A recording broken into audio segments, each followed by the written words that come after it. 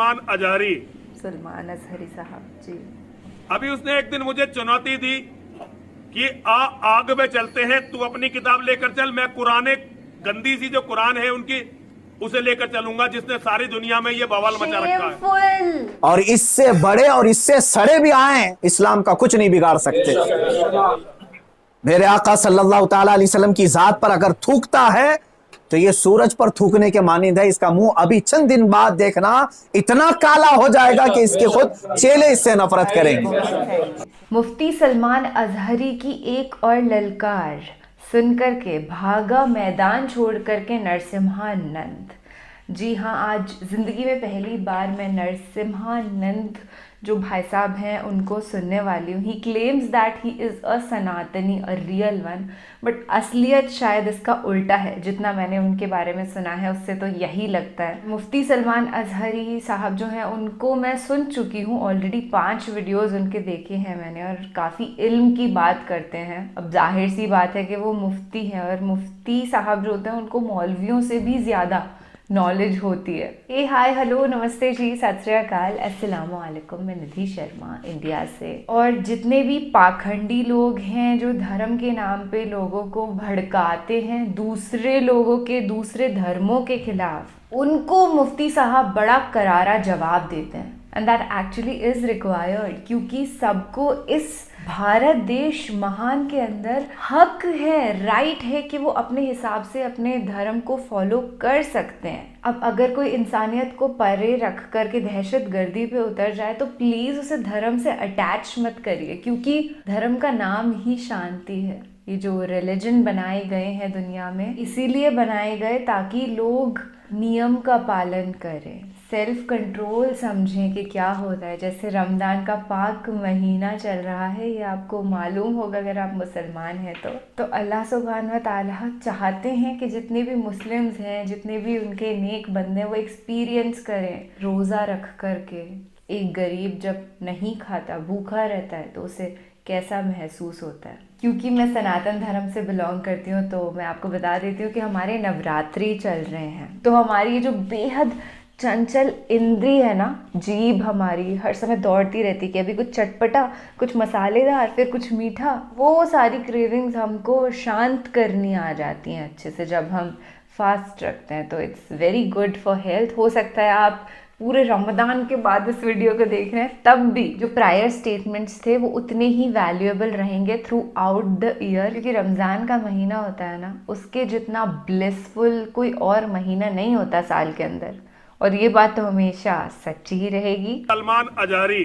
सलमान अजहरी साहब जी। अभी उसने एक दिन मुझे चुनौती दी कि आग में चलते हैं, तू अपनी किताब लेकर चल, मैं कुरान, गंदी सी जो कुरान है उनकी, उसे लेकर चलूंगा, जिसने सारी दुनिया में ये बवाल मचा रखा है। मैंने कहा मुझे धर्म ग्रंथों की जरूरत ही नहीं है, मेरे तो माँ और महादेव मेरे दिल में रहते हैं, मैं तो उनका नाम लेकर तेरे साथ चलूंगा, चल। अब जब उसने मेरी वीडियो सुनी तो उसका लिटरली पेशाब निकल गया।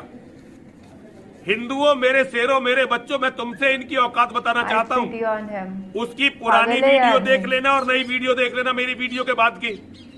मैंने तो उससे कोई बहाना नहीं बनाया, मैंने तो कहा चल तू, मैं आ रहा, तू कर शुरू।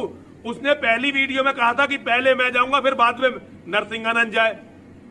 मैंने उससे कहा दोनों साथ साथ चलते हैं भाई, दोनों साथ साथ चलते हैं और पता चल जाएगा।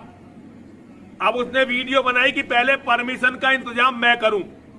अबे जाहिल, अबे गवार, अबे गधे, अबे मूर्ख, अबे हम मुसलमान थोड़े ही हैं, ये अभी लोकतांत्रिक देश है। अच्छा। अभी इसमें इस्लाम का शासन आया नहीं है, अभी शरीयत लागू नहीं हुई है। जब तक शरीयत लागू नहीं होती, ये दरिंदों वाली, ये भेड़ियों वाली, ये लकड़बग्गों वाली जो हरकतें हैं ना, ये कानूनी नहीं मानी जाती। यहाँ ऐसा कोई कानून नहीं है कि सरकार जो है ये इजाजत दे दे कि तू और मैं आग में कूद जाए। आज के हालात हिंदुस्तान के, जिससे आप सब बाखबर हैं जी, कि हुजूर पाक सल्लल्लाहु ताला अलैहि वसल्लम, इस्लाम, कुरान और रब्बे जुल जलाल की शान में गुस्ताखी पे गुस्ताखी हो रही है। और मजीद ये कि ये गवर्नमेंट और हुकूमत की पुश्त पनाही में हो रही है। एग्जैक्टली। अगर ऐसा नहीं होता तो ये चंद खबीस खुले सांड की तरह 1.5 महीने से नहीं चीख रहे बिल्कुल होते। सही, बिल्कुल सही। अभी अभी जिस मलऊन नरसिंहानंद की गुस्ताखियां और मुगल्लजात और गालियां सुन करके हमारे दिल छलनी छलनी हो चुके थे। हम अब पानी सर से ऊपर हो चुका है मुसलमान। सच्ची बात। हालात इस कदर नाजुक हैं, मुझे ये समझ में नहीं आता अब तक कि हुकूमत इनको अरेस्ट क्यों नहीं करती। इनकी क्या मजबूरी है इनके साथ, Arrest- या इनके खुद के ये पाले हुए कुत्ते हैं। ये मुसलसल रोजाना वीडियो अपलोड करते हैं, क्या इनको पुलिस पूछती तक नहीं है कि तुम इस तरह सांप्रदायिक माहौल कर रहे हो, फितना फैला रहे हो, हिंदुस्तान में अमन अमान खराब कर रहे हो? इनको पूछने वाला भी कोई नहीं है। आज की बात मैं बता रहा हूं, दिल छलनी हो चुका था। मुझे मालूम है कि इनको अब पुलिस अरेस्ट भी नहीं करती और हमारे एहतजाजात और हमारे प्रोटेस्ट से भी कुछ नहीं होता। तो इस फ़कीर कादरी ने उसको मुबाहले का चैलेंज दिया था कि अगर तू अपने बात में सच्चा है तो आ जा, सामने आ जा और देख लिया जाए, पूरी दुनिया भी देख लेगी कि एक मर्तबा हम सामने बैठ करके मुबाहला कर लें। मुबाहला जानते हैं, अभी जो सबको पता हो चुका है, उनकी ज़ुबान में अग्नि परीक्षा। जी जी जी। मेरे इस चैलेंज को उसने स्वीकार किया था, एक्सेप्ट किया था। लेकिन ये भी मैं बता दूं कि क्यों एक्सेप्ट किया उसने।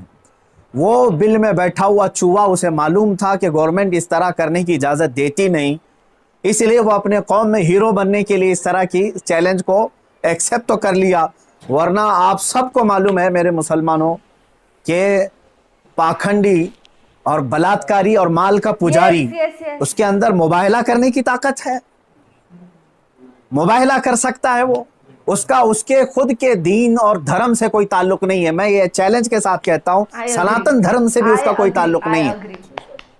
अब मैं जब बार बार उसको ललकारता रहा तो अभी जा करके अब वो मेरे जवाब में कहता है, मौलाना मैदान छोड़ करके भाग रहा है, परमिशन की जिम्मेदारी मेरे ऊपर डाल रहा है। आप सब ठंडे दिमाग से सोच करके बताएं, परमिशन की जिम्मेदारी इसको ना दूं तो और किसको दूं? इसलिए कि ये इसके आज हुकूमत इसकी पुश्त पनाही में है और ये नाजायज औलाद में से है उनकी।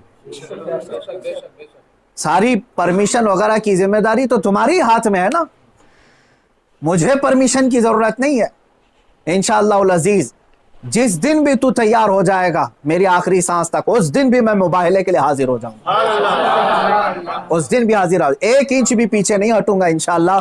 इसलिए कि ये मेरे जुमले नहीं हैं, ये मेरे दीन की हक्कानियत है, ये रसूल पाक सल्लल्लाहु ताला अलैहि वसल्लम की सच्चाई है और कुरान पाक की अजमत है जो हमारे दिलों में कूट कूट कर भरी हुई है।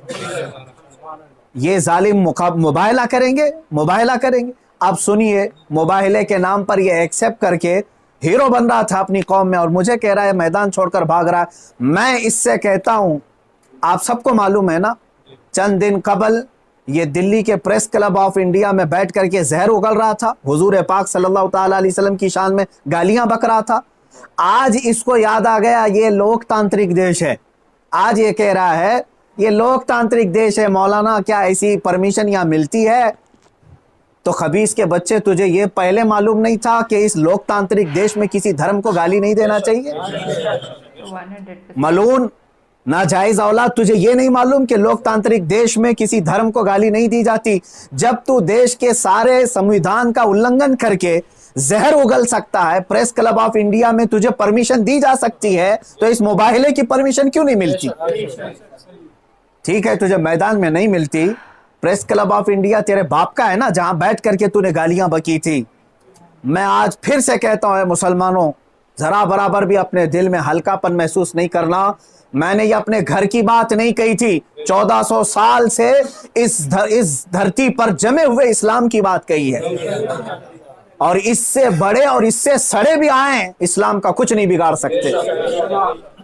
मेरे आका सल्लल्लाहु ताला अलैहि वसल्लम की जात पर अगर थूकता है तो ये सूरज पर थूकने के मानिंद है। इसका मुंह अभी चंद दिन बाद देखना इतना काला हो जाएगा कि इसके खुद चेले इससे नफरत करेंगे।